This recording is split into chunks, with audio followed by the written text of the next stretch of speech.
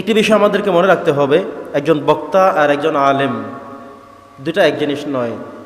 যে কোনো মানুষ ওয়াজ করতে পারে, যে কোনো মানুষই কথা বলতে পারে।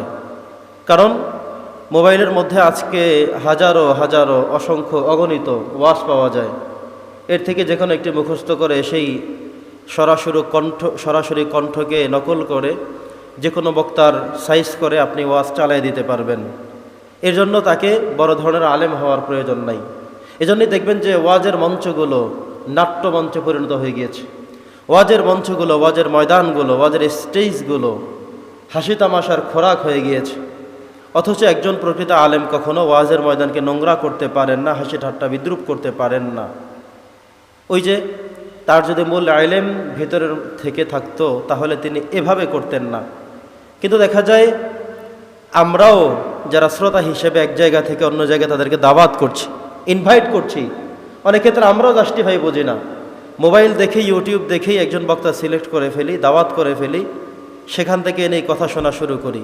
তো দেখা যায় আপনি হাজারো লক্ষ টাকা ব্যয় করে তাফসিরের মাহফিল আয়োজন করলেন, অ্যানাউন্স করলেন, কিন্তু দিন শেষে হেদায়েত শূন্য হয়ে যায়। কারণ একজন মুখলেস মানুষকে দাওয়াত দেওয়া প্রয়োজন ছিল, একজন আলেমকে দাওয়াত দেওয়া প্রয়োজন ছিল। আমরা হলাম সুরের পাগল, আমরা হলাম ভাইরালের পাগল, আমরা হলাম ইউটিউবের পাগল, আমরা হলাম সোশ্যাল মিডিয়ার প্ল্যাটফর্মে কে কত বেশি অগ্রসর, আমরা সেখানের অগ্রসরতা হলো আমাদের বেশি।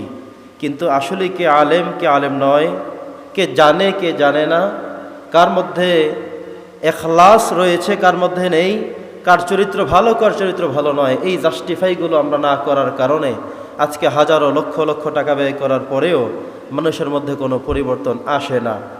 প্রিয় সুধী, আজকে আমি আমাকে সহ কয়েকটি শিরোনামে গুরুত্বপূর্ণ কিছু কথা আমরা আলোচনা করব। আমরা আশা করব একজন বক্তা, একজন দায়ী যিনি, একজন খতিব যিনি, তিনি যদি বিষয়গুলো ফলো করেন, অবজার্ভ করেন, অন্তর দিয়ে যদি কথাগুলো শুনে হৃদয়ঙ্গম করে যদি বাস্তবায়ন করেন, তাহলে তিনি একজন মুখলেস এবং একজন দাঈ আল্লাহর প্রকৃত রূপ তিনি উপস্থাপন সমাজে করতে পারবেন। বন্ধুগণ আমার, প্রথম বিষয়বস্তু হিসেবে আমি সিলেক্ট করেছি যে একজন বক্তার দায়িত্ব হলো তিনি বিষয়বস্তুর আলোকে কথা বলবেন। কিসের আলোকে? বিষয়বস্তুর আলোকে কথা বলবেন, যে আজকে কোন বিষয়ে আমি কথা বলবো।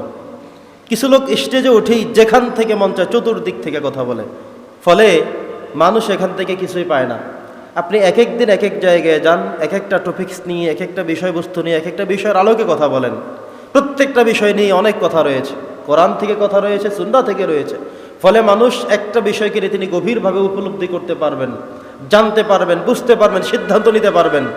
কিন্তু আমাদের এই সিদ্ধান্তটা না থাকার কারণে, বিষয়বস্তুর আলোকে আলোচনা না করার কারণে অগণিত মানুষ তাফসির শুনে কান সুখ করে, মন সুখ করে, মানুষ হাসি ঠাট্টা করতে পারে ঠিক, কিন্তু দিন শেষে এসে তিনি এখান থেকে কোনো কথাই বলতে পারেন আজকে কি আলোচনা করা হলো এটা তিনি বলতে পারেন না।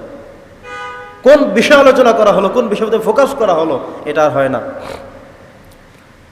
আল্লাহ সুবহানাহু ওয়া তাআলা কোরআন কারীমে বলেছেন, ওয়াযাক্কির ফাইন্নায-যিকরা তানফাউল মুমিনিন।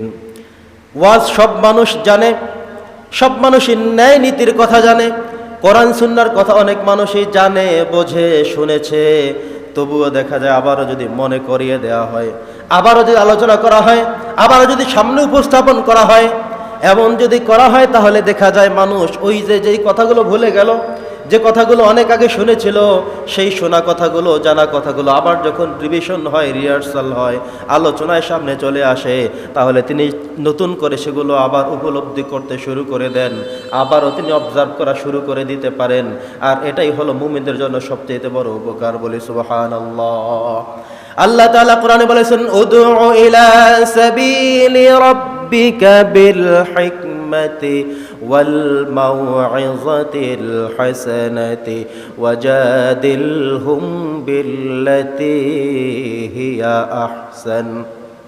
আল্লাহ বলছেন, আমি আল্লাহর দিকে তোমরা আহ্বান করবে, ডাকবে মানুষকে যারা ইসলাম ধর্মের অনুসারী তাদেরকেও তোমরা ডাকবে, যারা ইসলামের অনুসারী হতে পারে না তাদেরকেও ডাকবে, সবাইকে শোনাবে।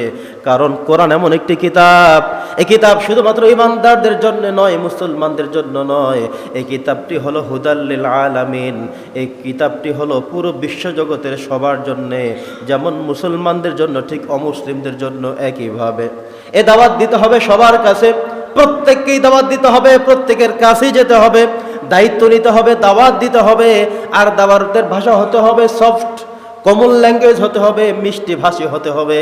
আল্লাহ বলে দিয়েছেন হিকমতের সাথে কথা বলতে হবে। উদউ ইলা সাবিলি রাব্বিকা বিল হিকমতি ওয়াল মাউইযাতিল হাসানা, উত্তম রূপে হিকমতের সাথে কৌশলে কোরআনের কথাগুলো শোনাতে হবে। এমন জায়গায় আপনি কথা শুরু করলেন, আপনি কৌশল জানলেন না, আপনি কোরআনের ব্যাখ্যা করতে শুরু করলেন, ঠিক কিভাবে করতে হবে, কোনটা দিয়ে শুরু করতে হবে, কেমন করে শুরু করলে একজন মানুষ শুনবে মানবে, কেমন করে শুরু করলে একজন মানুষ সরে যাবে কথা শুনবে না, এটা আপনাকে বুঝতে হবে।